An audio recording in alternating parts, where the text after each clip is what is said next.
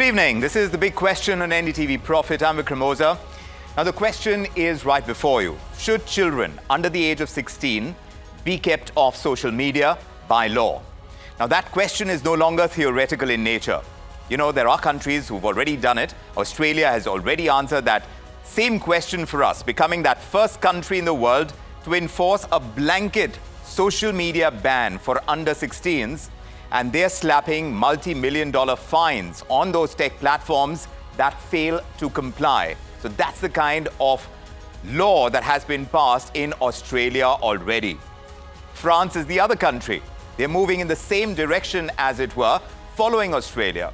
And now closer home, you have Goa, you have Andhra Pradesh. These two states are studying that very model. Of course, it's in a very nascent stage. They're still considering it. Whether or not they should push ahead is the all-important question. Could there be other states in India that could follow suit?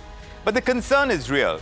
Global data shows that rising exposure of children to harmful content, cyberbullying, grooming, and online abuse, these are real. Medical experts are linking heavy social media use to higher risks of anxiety, depression, poor sleep, body image issues, all of these, especially among adolescent girls. But critics are still warning that this may be a blunt instrument, this kind of law. Age verification is very patchy. VPNs, those are very easy. And bans could actually push teens towards darker, unregulated corners of the internet, or maybe even cut them off from education, from expression, from support networks, something that they really need. So now that is the real question we're trying to answer. Is this a necessary tool to be able to ensure better mental health of children under the age of 16? Or is this going to prove to be a costly experiment, something that is very hard to enforce as well? Which is why we have an excellent panel to take this across to. Let me introduce you to our panel. Joining us tonight on The Big Question, Dr. Harish Shetty is a child psychiatrist. Also joining us is Wilbrod George. He's founder of St. Wilbrod Schools. Great to have you with us as well. And with them, I have Anshul Tiwari, founder and CEO of Youth Ki Awaaz. Great to have all three of you, and we'll have more panelists joining us on this very discussion. But let's get things moving. Dr. Shetty, these medical studies, and including the ones that I was reading, the US Surgeon General's 2024 report, all of them are linking any more than 3+ hours of daily social media use among adolescents to nearly double the risk of anxiety and depression. So from a clinical standpoint, does that justify a hard age cutoff like what Australia is doing? Under 16 ban. Even if enforcement is not the most perfect, do you think it is something that is still required? Absolutely. I think you have quoted the publication, Social Media and Youth. Now, it is not only Australia. France yesterday passed, a day or two back, passed in the parliament that under 15, they're going to ban social media. If you look at the UNESCO report of July 2026 or 25, they have clearly said that countries are looking to stop media for children by either law or through advice. If you also look at the federal court cases against Meta in the United States of America, many states have filed federal court cases. The Senate called the founder of Meta and told him, "You have blood in your hands." So depression, anxiety, and suicide has increased. And apart from that, across the world and experientially in India, though the figures are not so easily available, large experiments have not been done. It is dangerous. In fact, I see sexual abuse. I see long hours of being on the media, blue light, affecting their sleep and affecting their overall health. So children who grow up with this exposure and with it's not insomnia, but not wanting to sleep deprivation is worse than insomnia. These guys are going to have lifestyle issues before the age of 30. On the whole, it has been seen, and if you look at Matt Reed, the founder of Netflix, he was asked, "What are you competing with?" And he said, "Sleep." So I think the innovativeness of the media attracts children to Instagram, Facebook, and other platforms more than their own parents, more than their own friends, and more than the school teachers. So I think this is the right thing, and the countries will follow. I have written to the Prime Minister to Yes. follow Australia's example. I've written to Mr. Vaishnav also to follow Australia's example, to see that we also restrict Instagram and other platforms. Now you will say that they will not be able to connect with friends. No, they have WhatsApp. They have so many other platforms they can connect. And by the So they way, don't need this social media. Let me go across to no, your co-panelists for a moment and get their perspective as well. Benjamin Ram is also joining us. He's writer and former journalist with BBC. He's joining us from Vietnam, and he's taking copious notes even as you speak. But Anshul Tiwari, let me come to you before I go across to Benjamin. Anshul, Australia is choosing these fines, and they go all the way up to 49.5 Australian dollars, 49.5 million Australian dollars. This is for platforms who, of course, don't comply. So when you look at this as proportionate regulation or not, does it unfairly shift the burden of a societal problem onto the digital platforms? Is that the reality as well, when you are kind of penalizing the platforms? I'm actually extremely glad that you said that. And there are, two ways in which I think we need to look at this. First is that you cannot ignore the fact that social media is a very integral part of a young person's life, development of their agency, development of their self-expression today. The fact that there are harms that come with being on social media is also absolutely true. So do you completely remove social media from a young person's life, or do you regulate it heavily? I would strongly say that, given the fact that in India, there are young people who are developing their own identity based off of communities that they're finding on social media. They are developing their own ability to express themselves because of social media. There is, in fact, a whole generation that has grown up knowing that there is access to the internet, there is access to free expression, there is access to their own, right as a young person to access the internet, and social media is so integrated as a part of it. I feel like the onus should be on the companies, but the onus should not be on young people. And by removing them from social media, by banning social media entirely for young people, we are actually creating a more significant challenge for ourselves, because regardless of what platform they exist on, they could be on WhatsApp, they could be on any messaging tool, you still have darker corners of the internet where they will be found. You still will face a very significant social isolation, because we as a society are not ready to face the challenges that young people are really dealing with. We've never been ready. We've never been open to listening to young people. We've often infantilized them. And there is, of course, more technical challenges of unregulated applications, VPN-based circumventions. So a ban, squarely banning social media is not going to really resolve the problem that we truly want to resolve.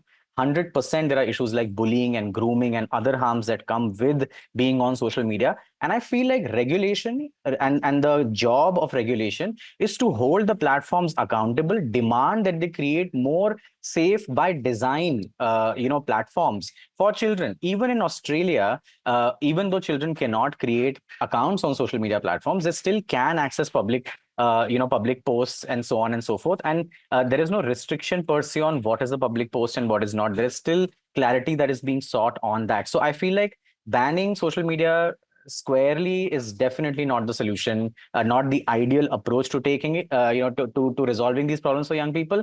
Attacking social isolation as a cultural, societal problem is probably the right way to go about it. I'm sure Dr. Shetty has a rebuttal to that, but I want to get in Wilbrod George's view as well, because being a school founder yourself, Wilbrod, you see children daily. Tell me about parental consent rules under India's DPDP framework. Does that prove sufficient, or do you think schools are increasingly feeling that voluntary safeguards have failed and now legal intervention is unavoidable, or perhaps you can't do without? Well, I'm not so sure if most schools are aware of the DPDP Act, and it's super new, and you can see all over schools, every ad that schools put out on social media, be it on Instagram or Facebook or their digital ads, they feature their own students. Every post almost has their, the students full name, like the first name, the last name, and sometimes even the class and division. So that is, absolutely uncalled for, and it is a clear violation of privacy. So I really think that schools need to kind of up their game and understand how serious we need to take privacy towards. What I'm also seeing is parents, they're almost loving the fact that their kids are online. They're loving to put things about their kids, their kids' achievement, and where they're going for dance and things like that. Parents don't know the perils and the dangers that they're actually pushing their kids to, because the internet has this incredible permanent memory. And when I start thinking about my own childhood and when I grew up with the internet, at that time there was no social media, but there was internet. And what I mean by that is that social media for me is like 2, 3, 4, or 5 different websites. And most of these websites in their user agreements say clearly that it is not for children below 13. Most of them have that. So the fact that a school asks children to get onto Instagram or to any of these platforms itself is in some way contravention of the policies that the company themselves have put in. So that is kind of sad, because a child who cannot, say, be alone cannot think deeply. And a child who can't think deeply could easily be manipulated. And that is something that you, me, a parent, a school owner, a teacher, or a principal absolutely does not want. We want a thinking child. You want a thinking child, and you think our exposure that our under-16s have to social media is getting in the way. Benjamin Ram, where do you stand on this? Because we've seen France and Australia argue that some protection now, they're saying that some protection now is better than waiting for perfect tech solutions that may come in the future. Is that a pragmatic policy choice, according to you, or do you think it's risking repeating any past moral panics around television and video games? Because Willie Broad just took us back in time when we had limited exposure. Today, it's much larger. Where do you stand? Your previous speaker got it absolutely correct. We have to regulate systems, not users. So even in China, for example, the Chinese version of TikTok allows users under 14 40 minutes a day from 6 a.m. until 10 p.m. And that is a stipulated period. There are content controls, there are guardrails to ensure that users are focused on information and they are not going to the dark corners of the internet, to those apps that your previous speaker spoke about. All of these moral panics, or there is always perennially the question of how we deal with new technologies. And a complete ban prohibition never works and only drives people to areas of information in which they are not receiving something that is regulated either properly by the state or by corporations. So, as you're saying, Dr. Harish Shetty, and perhaps you can come in, critics are saying that bans could actually worsen isolation. And there could be FOMO as well, especially for those who are vulnerable, who are neurodivergent teens. From your kind of practice, is the harm from social media exposure today, is it greater than the potential harm of any temporary disconnection? In fact, one of the most important adverse effects of globalization is isolation and disconnection. Let us help children not to play with their fingers, but to play with their hands and legs. And those children who play with their hands and legs are healthier. So let us replace the screens with more play in schools, more interaction with parents. So what is very important to understand that what is the big picture as far as the social media is concerned? The big picture is you see hundreds of kids coming to mental health professionals. They are not connected with children. They don't sleep enough, and the physical health and the mental health is in difficult states. So when you look at the big picture, I would say ban is perfect till we achieve regulation. But let me tell you, platforms don't want to regulate. They want business, and they would just keep some safety measures. This is what Mark Zuckerberg told in the Senate, that we have some safety measures. Then they asked him, why did so many people die? So point is, a large number of children are addicted.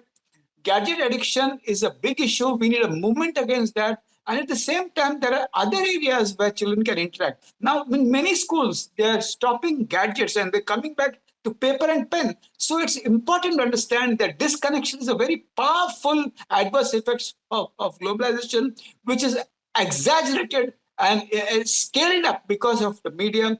We need to reconnect physically And children who play games, their brains are much better. The synapses are much stronger. They undergo neurogenesis, and they are much better. Now, if you look at the Harvard research on happiness of 700 plus families across 75 years, they found that children who work at home rather than being on the media are much better and healthier and happier as they grow up. And children who are always on the gadgets are in a very difficult state. What do you say to that, Anshul? Because data is showing that teens already bypassing age gates that use VPNs and fake IDs. Doesn't it make any kind of ban more symbolic than effective, while it pushes these young users towards the less regulated, the lower safety platforms? Absolutely. I mean, like I said, I will just reiterate the fact that the ban itself is not going to be effective. And I want to also, highlight a couple of other aspects, which is that you are talking about a young India, 80% of which is going to government municipal schools that may or may not have the adequate resources to provide the support and structure that a child needs to deal with issues like loneliness. Not everybody has the privilege of accessing therapy. Not everybody has the privilege of going out there and really seeking help. So we are already dealing with a scenario where a majority of young India is anyway dealing with social isolation. Social media might be increasing it, it might be reducing it. But at the same time, what we do need to understand is that the very structure and the nature of the internet is such that it is social by default. So if you have an Instagram today, if you have a Snapchat today, if you have a Facebook today, and you ban them tomorrow, it does not mean that the sociability of the internet is going away. It just means that you have put a ban on specific platforms. New will come, and they will probably most likely violate rules and regulations. Yes, there is a very high chance that children are already, using VPNs. There is a very high chance that even, for example, DPDP, the act, has an aspect of verifiable parental consent, where a parent has to verify that they consent that their child should be on social media. 80% of the parents are first-time mobile phone users, given their economic background as well. It's very easy to circumvent these rules in many cases, right? So there are those realities as well, but the key role of governance and regulation is to not say that we will ban aspect of sociability of the internet as a whole. It is to say that if a company is not complying, we will hold them accountable. If there are challenges on Instagram, if there is bullying happening, and I completely agree that a lot of the content on social media is very harmful for children, they should not be accessing it. And that is the reason why you have, different rules for different ages. Should a 4-year-old, 3-year-old be on social media? Maybe not. But does a 15-year-old deserve to be on social media? Maybe. And does that mean that social media needs to have certain rules and regulations and governance patterns that are specific for that 15-year-old? Absolutely. So I feel like if we look at it in a very singular direction, and we say that let's just ban it for every single person, we are snatching away agency of young people, and that will 100% lead to a greater degree of social isolation. And we cannot ignore that in today's day and age. Right. So very broad, do you agree over here that if by putting a ban, we are taking away the agency of young people to be able to exercise choice? Because here I'm seeing some kind of Australian data which shows that 5.5 lakh accounts were blocked within days. So as an educator, do you think this kind of shock intervention could change behavior meaningfully, or you think children are simply migrating to new platforms, which tends to happen because they are quick, they're born into this technology? I feel as an educator, one of the ways that, by banning this or preventing children from actually getting onto these platforms, specific websites, specific platforms that we know of, if you feel that that is the only way children are building their agency, I would beg to differ here, especially coming from an educator point of view. Because as educators, as parents, we know that there are so many other things that we can be doing in that time that we're able to free up, that blocks of time that we're able to free up and try and get the attention of a child. We know that we're going to be able to build agency. We need to be able to build discipline. We need to be able to build a certain amount of perspective and knowledge and integrity and values, so that children are in a position to be able to be independent and to be able to start, building that discernment and slowly start taking these wise choices. The problem that I see with most of these social media platforms is that children just need to show up. They just need to log in. They don't even need to log out, the time they come back again, they're already logged in automatically. What I'm trying to say is there's literally no agency that the child has to do there. If a child looks at a post or looks at somebody else's expression, he or she doesn't even have to respond. He or she doesn't even have to write long replies to what he feels about that. He just has to say like or dislike. He has to just be polarized. And that, I think, is not helping. While we may feel that this is building agency, what it might be doing is taking away agency and not allowing us the opportunity to build agency where it really matters. That is my perspective Yes, as an certainly. educator. But, future generations are going to interact very differently from what we are used to. And Benjamin, social media, we've known it to enable youth activism in a certain kind of way that we didn't in the past. Learning, marginalized voices, getting a platform. So when you talk about bans, are we risking silencing exactly those kind of groups that rely on digital platforms for visibility, for a sense of community? Absolutely. Let's take the Iran protests as an example. The Iran protests were not covered well in the United States, in Europe, at all by the mainstream media, but they were covered quite comprehensively on X, formerly Twitter, and also to a certain extent on Instagram. Now, that is the main way in which young people are getting their news.